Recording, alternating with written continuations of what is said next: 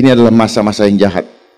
Segala macam pengajaran sesat sedang disampaikan dengan narasi-narasi yang seolah-olah ingin memberikan kita rasa aman. Makanya akhir-akhir ini kita sering melihat lambang ular menyuruh berbagai macam dengan narasi-narasi yang membuat orang-orang yang cinta akan uang ketakutan. Yang berbahagia ialah mereka yang mendengarkan firman Allah dan yang memeliharanya. Ini adalah masa-masa yang jahat. Segala macam pengajaran sesat sedang disampaikan dengan narasi-narasi yang seolah-olah ingin memberikan kita rasa aman. Tetapi bukan rasa aman di dalam Tuhan.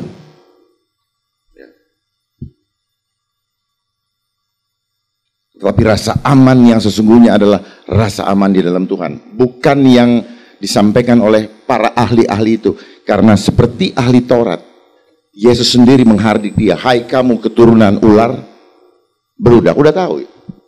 Tapi dalam prakteknya, kita tidak sungguh-sungguh mempraktekkan supaya kita tidak seperti keturunan ular beludak.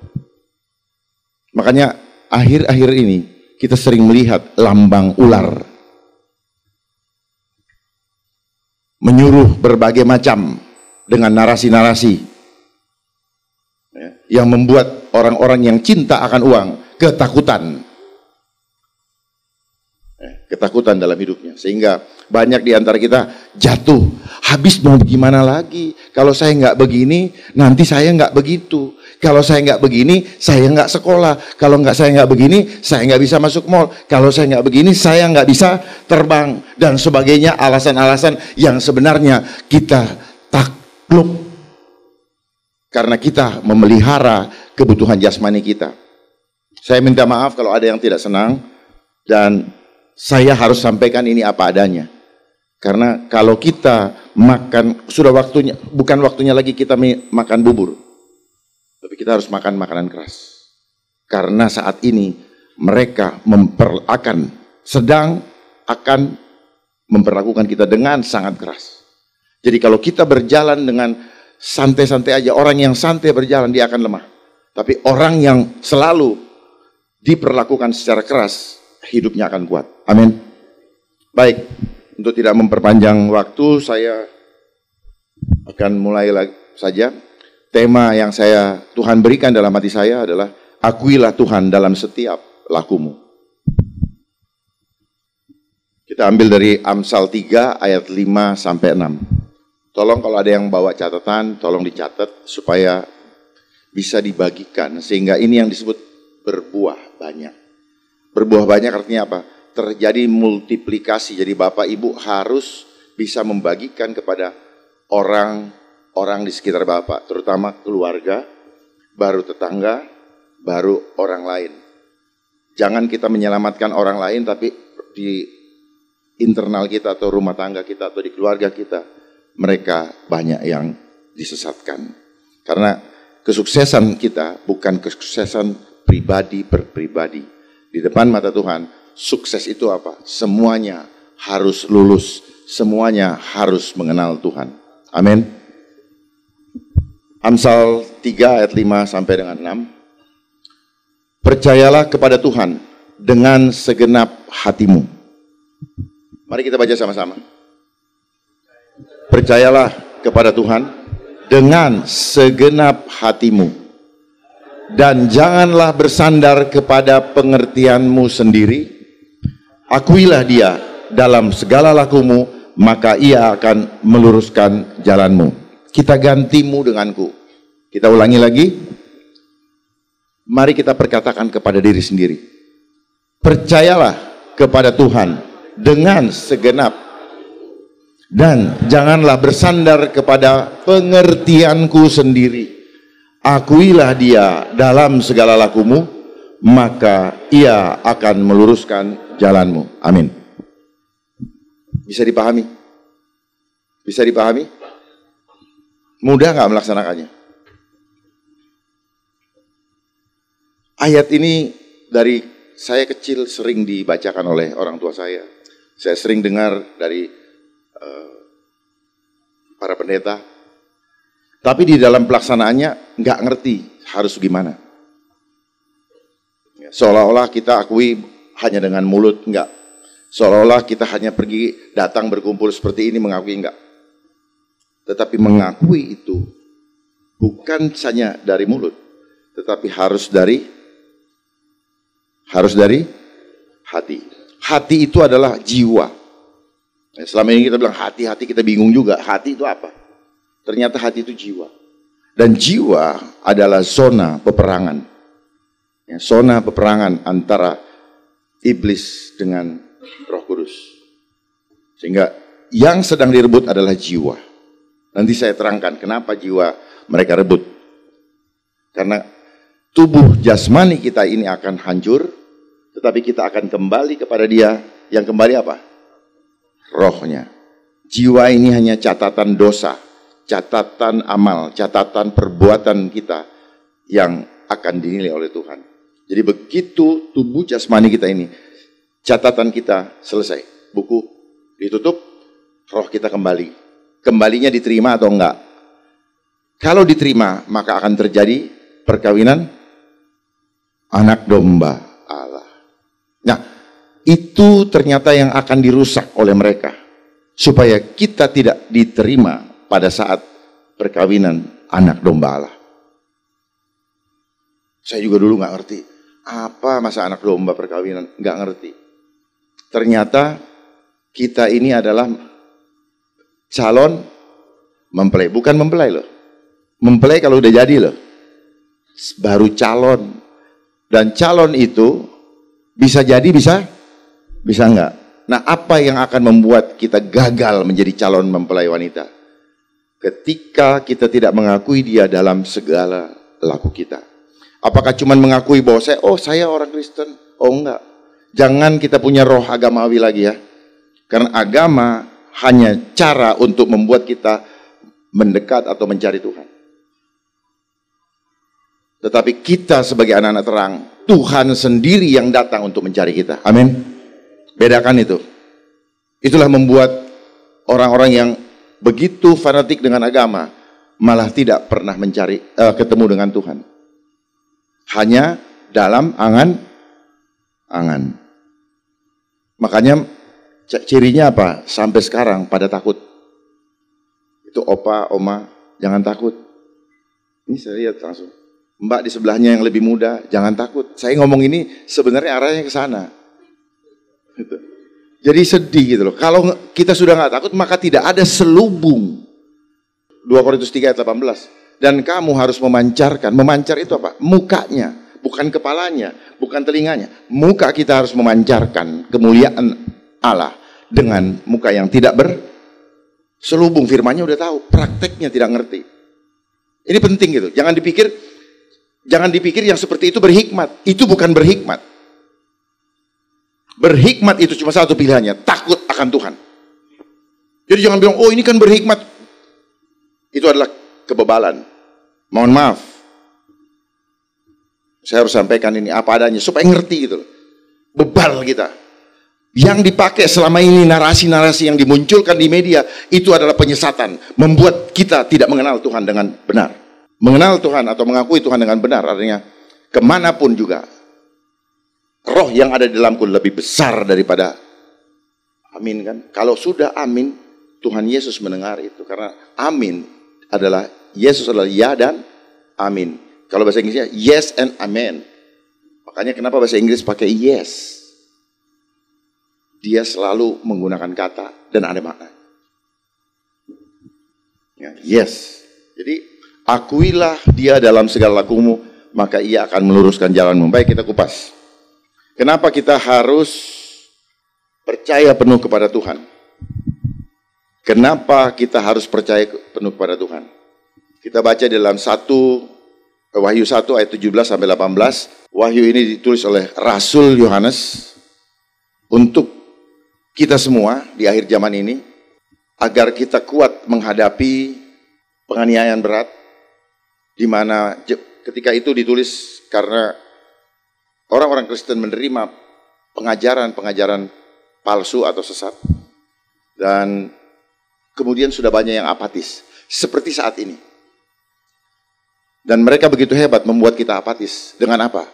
membuat kita tinggal di rumah dan ditakut-takutin dengan segala macam propagandanya supaya kita menjadi apatis dan tidak mau menolong yang lain. Salaman pakai begini, ada yang bersin langsung di begini. Kapan kita mau menolong? Sementara kasih yang terbesar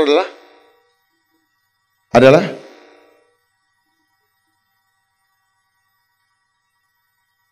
ketika seseorang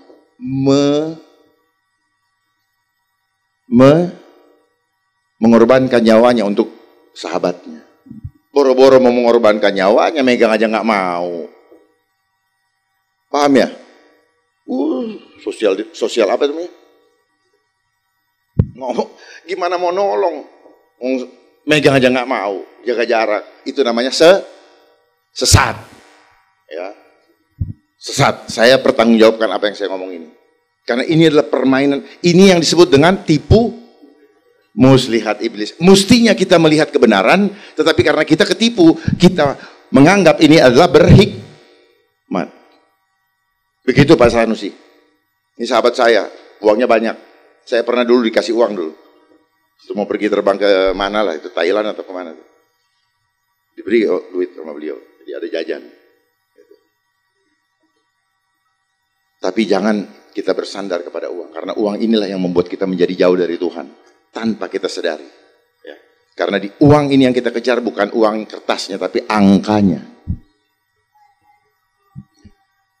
Jadi jangan sampai angka menggantikan kita dengan Tuhan. Karena itulah selama kita sekolah, angka ini diajarin kepada kita supaya kita selalu mengejar, dan kita paling senang dengan plus sama kali. Tambah dengan kali.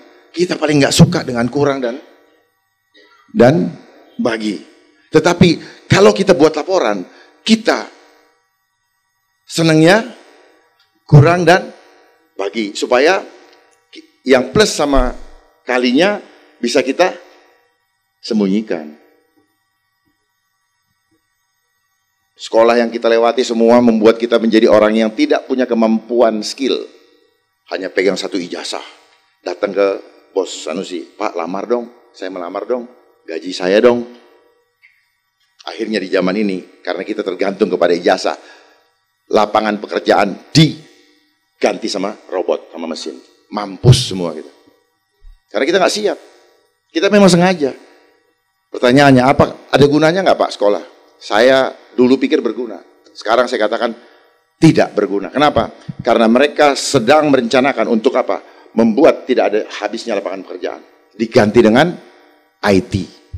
Semua dikontrol oleh IT. Jadi saya harus menyampaikan ini supaya Bapak Ibu semua, adik-adik semua siapkan diri. Ketika bermain di dunia digital, tidak lagi ditanya, mana ijazahmu? Yang penting bisa berselancar. Buzzer-buzzer, hacker-hacker, mereka nggak punya ijazah. Ya. Jadi orang-orang yang punya ijazah nanti gigit jari. Ya. Nggak ada gunanya. Cuma dapat apa? Sombong, bangga, dan percaya diri. Percaya diri akhirnya membuat orang itu takut. Kenapa? Karena dia menghitung dirinya hanya satu. Dia tidak percaya Tuhan lagi. Tapi orang yang percaya Tuhan, walaupun dia sendiri ada 1000 musuh di depan, dia akan tetap berdiri tegak. Karena dia tahu, bukan kamu yang berperang, tapi aku yang berperang. Kamu hanya menjemput kemenangan itu. Amin. Kita baca Wahyu 1 ayat 17-18. Ketika aku melihat dia, tersungkurlah aku di depan kakinya. Ini Rasul Yohanes. Sama seperti orang yang mati, tetapi ia meletakkan tangan kanannya di atasku, lalu berkata. Saya garis bawahi lalu berkata. Tuhan mencipta hanya dengan apa? Dengan perkataan. Jadi ingat-ingat, perkataan keluarnya dari mana? Mulut. Ada apa di dalam mulut? Ada apa? Ada apa? Dari mana kuasanya? Dari mana? Dari mana? Ada nafas. Makanya nafas jangan tutup. Orang yang tertutup nafasnya, kuasanya hilang.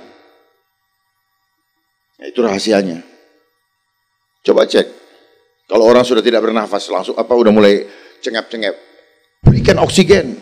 Nah, dia punya duit. Kalau yang nggak punya duit, padahal oksigen selalu ada di dalam DNA kita. Amin. Sadari itu. Jadi apa yang disampaikan selama ini adalah penyesatan. Ya. Penyesatan.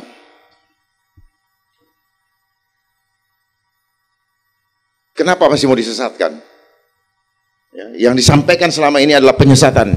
Supaya apa? Kita menjadi tidak berkuasa. Ingat di Kejadian 1 ayat 26. Baiklah kita menjadikan manusia serupa dan segambar dengan dia. Agar manusia itu berkuasa. Kapan manusia berkuasa? Ketika aku mencipta, membentuk dan Kejadian 2 ayat 7 meniupkan nafas kehidupan ke dalam hidung. Oleh sebab itu kenapa mereka suruh kita tutup hidung sama mulut supaya hilang kuasanya. Jelas? Bahkan Ayub sendiri mengatakan, aku menerima nafas yang dari Yang Maha Kuasa dan aku akan mengembalikannya kepada Yang Maha Kuasa. Baca di dalam Ayub. Artinya apa? Jangan main-main dengan nafas. Nafas ini bahasa Ibrani nefesi atau ruah, roh Allah. Makanya orang yang masih bernafas, maka roh Allah masih ada di situ. Kuasa Allah ada. Tetapi jangan sampai diisi oleh roh yang lain. Makanya dari mulut kita harus kita sampaikan suara hatinya Tuhan. Mulut kita ini speaker, loudspeaker. Bayangkan dari mulut kita yang rasanya seperti angin, ada angin yang keluar, bisa keluar kata-kata yang menjadikan sesuatu menjadi-jadi. Tuhan hanya berkata. Makanya ini adalah permainan kuasa Tuhan yang dimainkan, diputar balik oleh mereka yang sekarang sedang ingin menyesatkan dunia ini. Ruah. Ya, kenapa saya selalu harus sampaikan ini? Karena kuasa kita. Ibu sedang menghisap racun. Jangan dibohongin, Bu. There is no virus. Virus itu adalah apa? Spirit. Roh.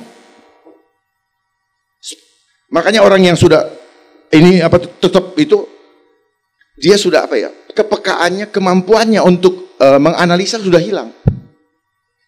Gitu. Kita kayak dicucuk hidungnya. Akhirnya semakin lama semakin takut dan semakin nggak mengerti kebenaran. Karena saya kasih tahu ya, di sini ada signal yang terhubung kepada Yang Maha Kuasa. Makanya kenapa mereka selalu hantam di sini?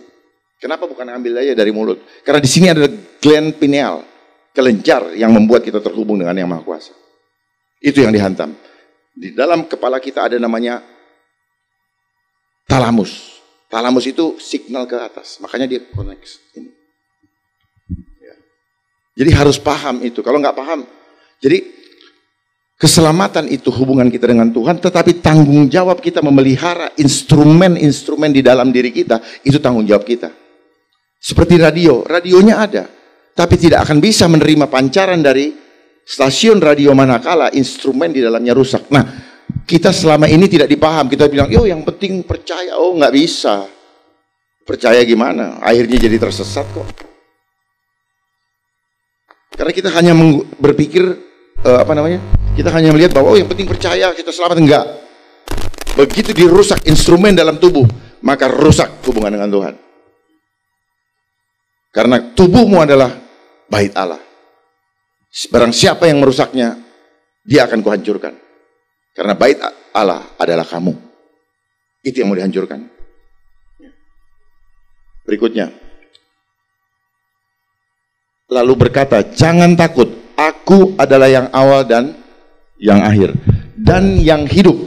Ya. Yesus memberikan, Rasul Yohanes di sini menyampaikan apa yang Yesus sampaikan. Supaya kita jangan takut dengan keadaan yang sekarang terjadi. Karena orang yang takut, maka kasih tidak sempurna pada dirinya. Jadi kalau bilang, aku cinta Yesus, tapi penakut, maka kita sedang berbohong. Kita mendustai diri kita sendiri. Ya. Dan orang-orang yang melihatnya. Karena ketika kita menggunakan hal-hal, mengandalkan hal-hal fisik, hal-hal jasmani, maka kita tidak berkenan kepada Tuhan. Kita datang telanjang kok, kita pulang telanjang. Ya, karena ketakutan itu spirit. Allah tidak memberikan roh ketakutan, tetapi roh yang membangkitkan kekuatan. Kita berbuah, orang yang di sekitar kita radiant dan membuat kita menjadi kuat. Tapi kalau kita ini, saya kasih tahu rahasianya. Bapak, ibu pakai begitu. Yang melihat lemah, ibu lemah. Nanti saya kasih contoh, kalau nggak percaya. Ketika mata saya melihat seperti itu, tubuh saya mengatakan bahwa itu tidak bagus, maka saya lemah. Yang menggunakannya sebenarnya di alam bawah sadar, dia tidak terima. Tetapi karena dia sudah dibutakan hatinya, maka dia tidak mengenal kebenaran. Akhirnya dia pikir, oh ini yang benar. Makanya mereka menggunakan ahli supaya bisa dipercaya. Dia menggunakan orang-orang politik supaya rakyat, orang ini percaya. Jadi kalau kita percaya Tuhan, udah percaya penuh, tidak ragu-ragu. Ini makanya kan firman tadi dikatakan di dalam Amsal, percayalah kepada Tuhan dengan segenap hatimu. Kalau tadi masih mengandalkan hal-hal fisik, kita tidak segenap hati. Dan janganlah bersandar kepada pengertianmu sendiri. Pengertianmu sendiri apa? Menurut saya begini, menurut saya. Kalau firman Tuhan bilang, nggak usah takut kok. Gitu. Akuilah dia dalam segala lakumu. Oke, berikut. Yang telah mati, namun lihatlah, aku hidup sampai selama-lamanya. Dan aku memegang segala kunci maut dan kerajaan maut. Itu dalam Wahyu. Wahyu ini disampaikan adalah peringatan kepada kita di mana Babilonia rohani menyebar ke seluruh bumi. Di mana mereka adalah kepanjangan tangan daripada Romawi, pejabat-pejabat Romawi yang akan menyiksa anak-anak terang, tetapi tidak bisa terjadi karena setelah anak-anak terang dikumpulkan, barulah dia akan datang kembali yang kedua kali. Dan mereka-mereka Babilonia tidak akan gagal. Ada dalam firman, dia akan gagal di dalam rencananya mereka. Jadi jangan bilang, oh iya, nubuatan harus terjadi. Nubuatan terjadi bukan buat anak-anak terang. Ada firmannya di Tesalonika. Tuh, selama ini kan, harus terjadi. Iya terjadi, tapi bukan berarti harus menimpa kita. Jadi bukan berarti ya udahlah karena terjadi kita ikutin aja, enggak. Itu loh. Selama ini kita pikir terjadi, itu penyesatan. Orang dia aja nggak tahu kok. Itu. Buktinya yang ngomong aja penakut kok. Ciri-cirinya apa? Ujilah setiap roh. Orang yang penakut tidak berani menyatakan kebenaran, ujilah setiap roh. Maka tinggalkan orang itu. Saya harus menyampaikan apa adanya. Jangan tergantung imanmu kepada mereka yang sedang menyampaikan itu, termasuk kepada saya. Tetapi bangunlah iman kita masing-masing, karena tanggung jawab kita dengan Tuhan bukan kelompok tetapi pribadi per pribadi. Yohanes 5 ayat 24 mengatakan, aku berkata, kembali berkata. Berkata berhubungan dengan apa tadi? Dengan apa? Mulut. Jadi Tuhan mencipta, Tuhan melakukan segala sesuatu hanya dengan perkataan. Makanya Yesus itu adalah firman. Firman itu adalah perkataan yang keluar dari mulut Allah. Ini penekanan saya, perkataan. Makanya kenapa mereka suruh kita menutup mulut, supaya kita tidak melakukan perkataan-perkataan firman Tuhan. Coba lihat sekarang, mana ada yang Yesus, Tuhan, kita andalkan Tuhan. Tidak, andalkan ini, jaga ini, pakai konsep akademis semua. Dan ingat, akademis ini yang menyesatkan supaya kita tidak mengenal Tuhan. Makanya dia bilang ilmu pengetahuan. Ingat ketika di Taman Eden ada pohon buah pengetahuan, pohon pengetahuan. Makanya kita tersesat, kita dosa ketika itu. Karena kita pakai hitungan apa? Textbook, hitungan matematika. Gak mungkin, gak masuk akal saya. Gimana? Ya karena kita pakai akal kita yang sudah diprogram. Program segitu aja membuat kita tidak paham. Duitnya banyak, tapi pengetahuannya mengenai firman Tuhan, pengenalan akan Tuhan sangat dangkal. Karena yang dikejar apa? Perusahaan gua bagaimana maju, bagaimana untung gue, bagaimana begini-gini, bagaimana melobi ini. Itu aja yang dikerjakan, Pak, selama ini. Sampai akhirnya muka berkerut. Terus hasilnya apa? Penakut juga dan takut. Orang yang membangun kerajaan di dunia, dia takut meninggalkan dunia ini. Ingat firman Tuhan ketika seorang muda yang kaya, guru, apa yang harus aku lakukan supaya aku masuk surga? Semua sudah kamu lakukan, cuma satu. Apa? Nah, sekarang saya tantang. Kalau hari ini Tuhan bilang, kamu mau ikut aku? Apa jawaban kita? Apa jawaban kita? Ah, ragu-ragu semua. Udah tahu soalnya nanti tantangannya. Pak Sanusi, kalau Tuhan hari ini bilang, mau ikut saya?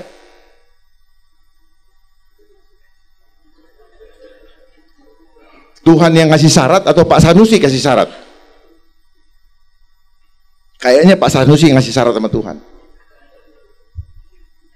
Ya, enggak. Ini kelihatannya bercanda, tetapi saya coba pikirkan dan praktekkan. Seandainya saat ini Tuhan bilang, kamu mau ikut saya? Apakah saya akan menjawab, ya, aku mau ikut engkau? Terus syaratnya begini, ya, saya tinggalkan semuanya. Siapkan ini, karena kita akan sampai kepada titik itu. Makanya kita yang sudah tergantung dengan apa? Punya perusahaan, punya pekerjaan, dapat uang, tabungan, nanti akan hilang semua. Kecele semua kita. Catat omongan saya. Hilang semua, karena itu akan diambil oleh mereka semua. Sekarang mata pencaharian dibikin sulit. Mau masuk restoran ada kali. Emang virus tahu dengan kali-kali itu? Jadi tolol kan kita semua. Naik lift, begini-beginian. Kita diajak menjadi abnormal, tetapi kita menganggap itu yang normal. Makanya mereka bilang ada new normal. Dia menggiring kita kepada new world order. Dunia dengan tatanan baru dalam bentuk konsepnya antikris atau iblis. Dia mau menyalibkan kembali Kristus dan kita mau dibikin kembali kehilangan tiket keselamatan yang sudah kita terima. Saya lihat wajah-wajahnya pada bingung. Ya, tapi nggak apa-apa. Toh juga setelah ini kan saya nggak mungkin, belum tentu kesini lagi. Jadi saya hanya mau menyampaikan apa yang perlu saya sampaikan, karena besok saya juga nggak tahu apakah saya masih ada di dunia ini atau tidak. Tapi saya persiapkan, kapanpun Tuhan panggil, saya siap. Sampaikan kepada yang lain. Ya. Jangan pikirkan dengan harta, berlian, apa semua ini batu-batu itu cuma permainan pikiran doang. Kita pikir kita gagah, kita pikir kita cantik. Enggak, Tuhan nggak lihat hartamu, Tuhan nggak lihat mobilmu, Tuhan nggak lihat tas Hermemu, Tuhan nggak lihat kecantikanmu. Tapi kalau hatimu busuk, aku tidak mengenal engkau. Busuk itu apa? Tidak mengakui Tuhan. Mengakui itu lewat mulut. Mulut menjadi manifestasi pengakuan ketika hati kita mengakui. Betul? Nih Bapak nyonya ya. Nah, ketika Bapak jatuh cinta dulu, mulut Bapak berkata berangkat dari hati atau bisikan teman? Hati kan? Nah, begitu juga dengan Tuhan. Jadi mulut kita menjadi corong untuk menyampaikan isi hatinya Tuhan. Jadi kenapa kita selama ini disuruh tutup kita punya mulut, supaya kita tidak pernah lagi punya keberanian untuk menyampaikan firman Tuhan. Karena firman itu sangat berkuasa. Kenapa saya highlight di sini? Mendengarkan perkataanku dan percaya. Berkali-kali, aku berkata kepadamu, sesungguhnya barang siapa mendengar perkataanku dan percaya kepada Dia yang mengutus aku. Dia ini apa? Allah Bapa. Yang mengutus aku, Ia mempunyai hidup yang kekal dan tidak turut dihukum. Sebab Ia sudah pindah dari dalam maut ke dalam hidup. Jadi barang siapa mendengar perkataanku dan percaya. Nah, apa yang saya sampaikan ini perkataan dari firman Tuhan dan tolong dipercaya kalau mau mempunyai hidup yang kekal dan tidak turut dihukum. Sebab ia sudah pindah dari dalam maut. Ini yang saya sampaikan apa? Jangan mencobai Allahmu. Tuhan sudah bilang, dengarkan perkataanku dan percaya. Lalu kita coba-coba, nanti dia tersinggung. Saya udah kasih tahu loh, kamu akan hidup kekal dan kamu nggak dihukum. Terus dia bilang begini, kamu nggak tahu saya punya kuasa, saya bisa cabut kamu begitu. Kita ketemu dengan pejabat saja begitu disenggol sedikit, kamu nggak tahu saya siapa, kamu nggak tahu saya anak siapa, kamu coba-coba dengan saya. Sebenarnya arti kata mencobai itu ketika kita tidak percaya, kita sudah mendengar dan tidak percaya dengan perkataan Tuhan. Itu yang disebut mencobai. Selama ini kita bilang mencobai, itu kamu namanya mencobai, kamu kok nggak takut sama virus? Kebalik, tidak ada yang berkuasa terhadap diri saya kecuali Tuhan. Amin. Jadi kalau ada bilang, virusnya, udah deh. Siapapun yang ngomong itu, jangan percaya. Sekarang aja setelah mulai di landai-landai, mulai banyak yang ngomong, kemarin-kemarin pada hilang semua. Tutup semua tempat ibadah. Katanya di sini ada virus, bohong. Gemes saya menyampaikan ini. Ya, mindset kita. Ya, lalu jalan pun ditutupin ini seolah-olah menghadang virus, padahal yang dihadang adalah supaya kita stres. Ya, kalau orang stres itu pasti sakit. Muncullah kimia, biokimia kita muncul, biologi, kimia dalam tubuh kita akan keluar. Ya, metabolisme makro molekul kita akan rusak. Karena apa? Karena kita bermain dengan pikiran. Begitu pikiran kita nggak enak, pikiran kita sesuatu yang tidak bagus, maka perasaan kita pasti nggak enak. Jadi dia main di pikiran dan perasaan. Hidup ini hanya soal itu kok. Ya, Bapak punya kantor di Sudirman. Wah, keren nih. Menurut orang, gua orang kaya. Kan pikir-pikir kita sendiri. Wah, kita simpan itu dan kita bawa. Kita jalan sini, kita pikir-pikir sendiri, kita rasa-rasa sendiri kalau kita orang hebat. Padahal kita aja yang mikir.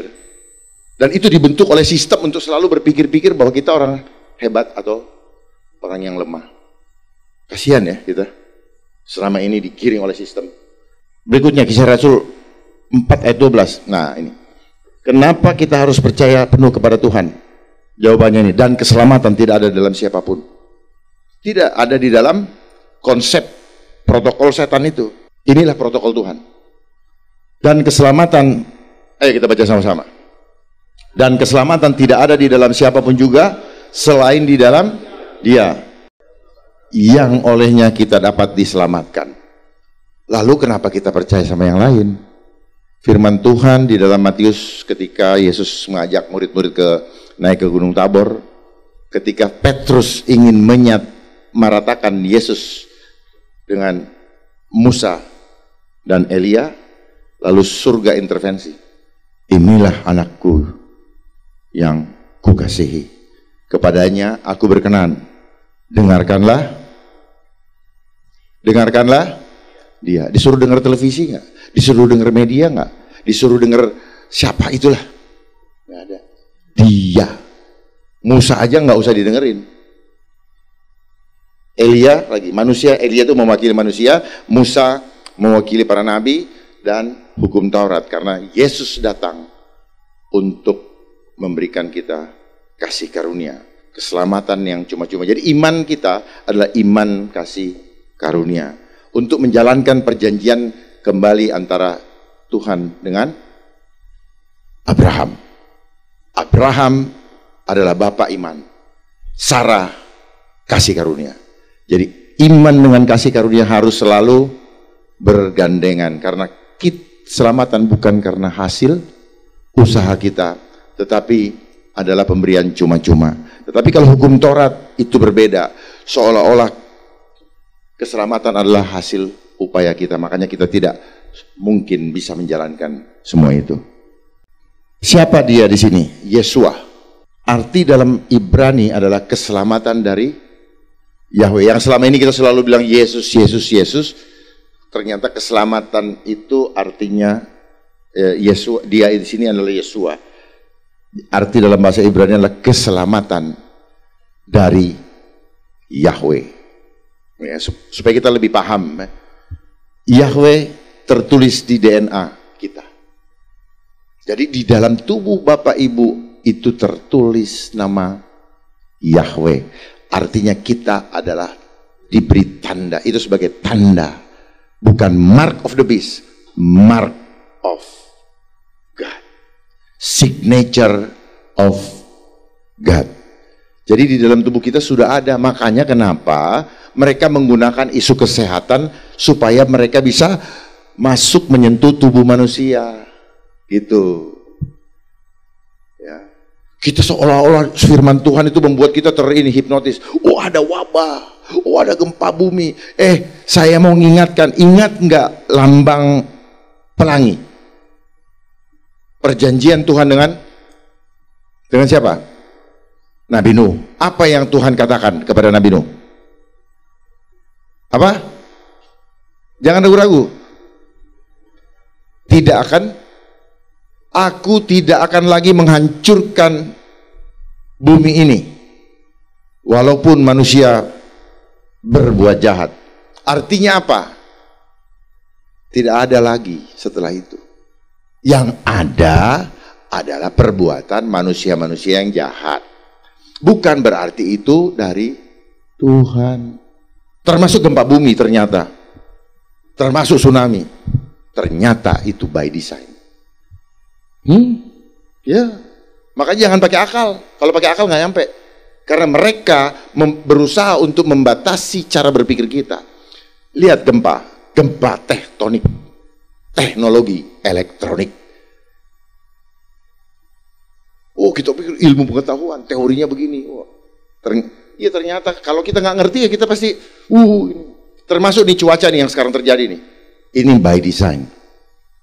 Ya. Mereka tabur racun di udara. Dia turun karena kecil-kecil, dia turunkan pakai hujan. Hujannya hujan buatan. Makanya aneh-aneh. Bagaimana membuktikannya? Tampung aja hasil hujannya. Periksa, pasti ada kimianya. Ciri-cirinya apa? Berbusa. Ikan saya mati semua di kolam. Serius. Daun-daun kering. Dan ketika kena di tanaman, kita mengkonsumsinya, dia akan melekat di situ. Dan itu menebar partikel-partikel supaya apa nanti? Nanti akan terhubung dengan gelombang yang sedang mereka pasang-pasang. Itu 5G. Kenapa TV analog segera dipindah ke TV dialog? Pasti ada tujuan. Karena lewat gelombang kita mudah dimanipulasi. Bahasa ilmu pengetahuannya manipulasi. Sebenarnya disirep kalau bahasa itu. Dibuat kita tidak mengerti sebenarnya apa yang kebenaran. Karena lewat gelombang semua bisa dikontrol. Kita juga hidup dari gelombang kok. Ini saya pergi kemana-mana kan nggak pakai kabel nih. Kita sadar nggak selama ini kemana-mana kita nggak pakai kabel. Saya harus sampaikan ini karena ini orang nggak ngerti. Bahwa selama ini setiap saat saya dicas sama Tuhan. Nggak kayak handphone, harus selalu dicas baru dibawa. Jadi teknologi ini sebenarnya apa? Dia copy paste, mencontoh cara Tuhan menghidupkan manusia, mengendalikan manusia, berinteraksi dengan alam dan dengan Sang Pencipta. Teknologi itu, makanya kenapa teknologi itu mahal. Dan teknologi tahu nggak maknanya? Teknik without logic. Teknologi, skill without logic. Jadi kita yang menggunakan teknologi sudah tidak lagi menggunakan, tidak punya skill dan tidak punya logika lagi. Akhirnya, wah ini, makanya banyak orang udah nggak punya logika. Gitu Pak. Ya, catat ini, teknik no logic. Jadi tidak ada lagi logika. Makanya ada dulu musik techno, bukan manusia yang mainkan, mesin. Dan jadi iblis itu bermain dengan gelombang, Roh Kudus juga dengan gelombang. Tinggal gelombang yang mana. Dukun itu pakai santet orang pakai gelombang. Sehingga tahu-tahu serangan jantung. Padahal yang dia bikin korslet adalah apa? Listrik di dalam tubuh manusia. Sama seperti lampu ini. Begitu dia korslet satu, mati semua. Begitu caranya bermain. Begitu. Dan herannya banyak yang tidak paham ini. Serangan jantung. Tanya sama dia cuma tahunya serangan jantung. Dia udah sekolah lama, dia nggak ngerti apa-apa. Dia bilang serangan jantung karena dia nggak tahu sumbernya dari mana. Gitu. Dan setiap hari, makanya Efesus 6 ayat 12, perjuangan kita bukan melawan darah dan daging. Sesuatu yang tidak lihat oleh mata. Dia bermain dengan frekuensi. Roh itu bermain dengan frekuensi. Jadi virus itu adalah vibrasi dari pancaran roh yang terpancar dari siapa yang ngomong atau dari lingkungannya. Kalau Bapak saya takut-takutin, itulah virus. Bapak menjadi takut, itulah virus. Wahyu pasal 10. Kitab terbuka. Dan aku melihat seorang malaikat lain yang kuat turun dari sorga, berselubungkan awan, dan pelangi ada di atas kepalanya, dan mukanya sama seperti matahari, dan kakinya bagaikan tiang api. Dalam tangannya ia memegang sebuah gulungan kitab kecil yang terbuka. Ia menginjakkan kaki kanannya di atas laut, dan kaki kirinya di atas bumi, dan ia berseru dengan suara nyaring sama seperti singa yang mengaum. Dan sesudah ia berseru, ketujuh guruh itu memperdengarkan suaranya. Dan sesudah ketujuh guruh itu selesai berbicara, aku mau menuliskannya, tetapi aku mendengar suatu suara dari surga berkata, meteraikanlah apa yang dikatakan oleh ketujuh guruh itu, dan janganlah engkau menuliskannya. Dan malaikat yang kulihat berdiri di atas laut dan di atas bumi, mengangkat tangan kanannya ke langit, dan ia bersumpah demi Dia yang hidup sampai selama-lamanya, yang telah menciptakan langit dan segala isinya, dan bumi dan segala isinya, dan laut dan segala isinya, katanya, tidak akan ada penundaan lagi. Tetapi pada waktu bunyi sangkakala dari malaikat yang ketujuh, yaitu apabila ia meniup sangkakalanya, maka akan genaplah keputusan rahasia Allah, seperti yang telah ia beritakan kepada hamba-hambanya, yaitu para nabi. Dan suara yang telah kudengar dari langit itu berkata pula kepadaku, katanya, pergilah, ambillah gulungan kitab yang terbuka di tangan malaikat yang berdiri di atas laut dan di atas bumi itu. Lalu aku pergi kepada malaikat itu dan meminta kepadanya supaya ia memberikan gulungan kitab itu kepadaku. Katanya kepadaku, ambillah dan makanlah dia. Ia akan membuat perutmu terasa pahit, tetapi di dalam mulutmu ia akan terasa manis seperti madu. Lalu aku mengambil kitab itu dari tangan malaikat itu dan memakannya. Di dalam mulutku ia terasa manis seperti madu, tetapi sesudah aku memakannya, perutku menjadi pahit rasanya. Maka ia berkata kepadaku, engkau harus bernubuat lagi kepada banyak bangsa dan kaum dan bahasa dan raja. Wahyu pasal 11. Dua saksi Allah. Kemudian diberikanlah kepadaku sebatang buluh, seperti tongkat pengukur rupanya, dengan kata-kata yang berikut, bangunlah dan ukurlah bait suci Allah dan mezbah dan mereka yang beribadah di dalamnya. Tetapi kecualikan pelataran bait suci yang di sebelah luar, janganlah engkau mengukurnya, karena ia telah diberikan kepada bangsa-bangsa lain, dan mereka akan menginjak-injak kota suci 42 bulan lamanya. Dan aku akan memberi tugas kepada dua saksiku, supaya mereka bernubuat sambil berkabung 1260 hari lamanya. Mereka adalah kedua pohon zaitun dan kedua kaki dian yang berdiri di hadapan Tuhan semesta alam. Dan jikalau ada orang yang hendak menyakiti mereka, keluarlah api dari mulut mereka menghanguskan semua musuh mereka. Dan jikalau ada orang yang hendak menyakiti mereka, maka orang itu harus mati secara itu. Mereka mempunyai kuasa menutup langit, supaya jangan turun hujan selama mereka bernubuat. Dan mereka mempunyai kuasa atas segala air untuk mengubahnya menjadi darah, dan untuk memukul bumi dengan segala jenis malapetaka, setiap kali mereka menghendakinya. Dan apabila mereka telah menyelesaikan kesaksian mereka, maka binatang yang muncul dari jurang maut akan memerangi mereka dan mengalahkan serta membunuh mereka. Dan mayat mereka akan terletak di atas jalan raya kota besar yang secara rohani disebut Sodom dan Mesir. di mana juga Tuhan mereka disalibkan. Dan orang-orang dari segala bangsa dan suku dan bahasa dan kaum melihat mayat mereka 3,5 hari lamanya, dan orang-orang itu tidak memperbolehkan mayat mereka dikuburkan.